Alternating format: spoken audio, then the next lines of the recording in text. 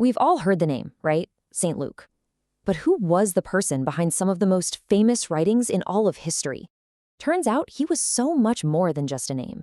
We're talking about a doctor, a historian, a fiercely loyal friend, and maybe, just maybe, an artist.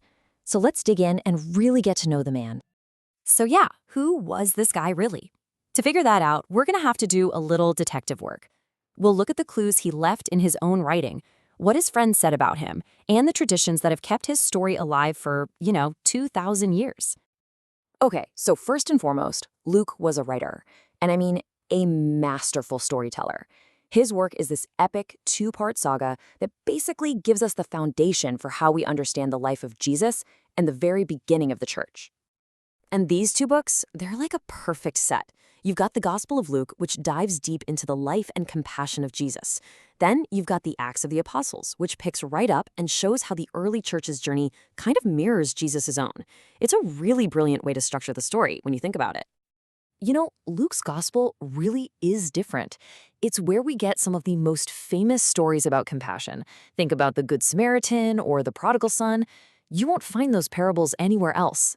His writing is just packed with this focus on the poor, the outcasts. He gives women a really central role.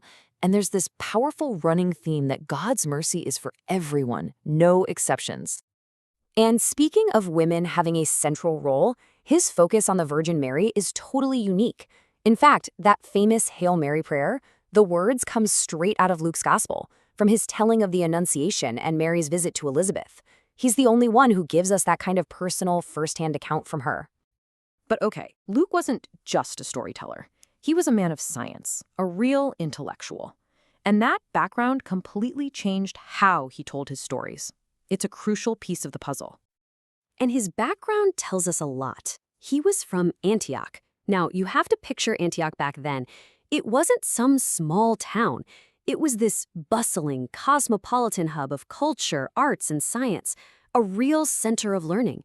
Luke was a product of that environment, for sure. And how do we know his profession? Well, we have it on pretty good authority. His close friend, the Apostle Paul, calls him our beloved physician. That's not just some nickname. It tells us Luke was an educated, respected professional in a pretty technical field for the time. And you can totally see that scientific, medical mindset in his writing. He wasn't just collecting stories, he was documenting history with incredible care. I mean, modern scholars actually rank him among the best historians of his era. They point to his amazing command of Greek and just how technically accurate his accounts are. This guy was the real deal. Okay, so we've got the writer and the doctor, but there's another side to Luke, a much more personal one. We're talking about Luke, the steadfast friend. His relationship with the Apostle Paul, wow, it's a story of just incredible loyalty. Just look at what he did. Luke basically became Paul's personal biographer and doctor. He traveled with him, he waited for him for years in Philippi while Paul was on his mission, he went with him to Jerusalem, and he stuck by him during a 2-year prison sentence. He even got on a ship for a dangerous journey to Rome just to be with him. That is some serious dedication. But this is what really gets me. It's a line from Paul's very last letter, written from a Roman prison. He knows he's about to be executed, and he says that everyone else has deserted him. And then he writes, "Only Luke is with me." Just think about that. That one simple sentence. It just says everything about Luke's loyalty, doesn't it? So, we have the storyteller, the physician, the historian, the loyal friend. You think that's enough for one person, right? But hold on, there's one more layer to this guy, and it's a pretty unexpected one. What about the artist?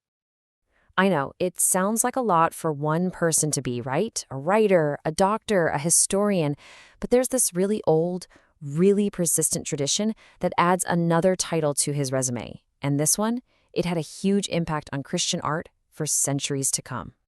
The tradition says that Luke didn't just write about the Virgin Mary and Jesus, he was the first person to paint them. Get this, he's widely considered to be the founder of Christian iconography, the very first Christian artist. And that's why, even today, he's the patron saint of two fields that seem totally different. Because he was the beloved physician, he's the patron of doctors and caregivers. And because of this artistic tradition, he's the patron saint of artists. It's actually a perfect summary of this multi-talented guy.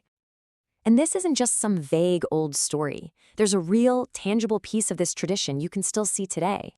There's a sacred portrait, an icon, that's attributed to him. It's called the Salvation of the Roman People, and it's right there in Rome, in the Basilica of St. Mary Major.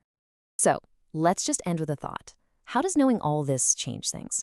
When you read the story of the Good Samaritan, does it hit differently knowing it was written by a doctor, someone whose whole life was about compassion and care? Does it make a difference that a top-tier, meticulous historian wrote those incredibly detailed accounts in the Acts of the Apostles? You see, Luke wasn't just a name on a book. He was this amazing, multi-talented, deeply compassionate person. And knowing the man, well, that makes his timeless work feel even more alive.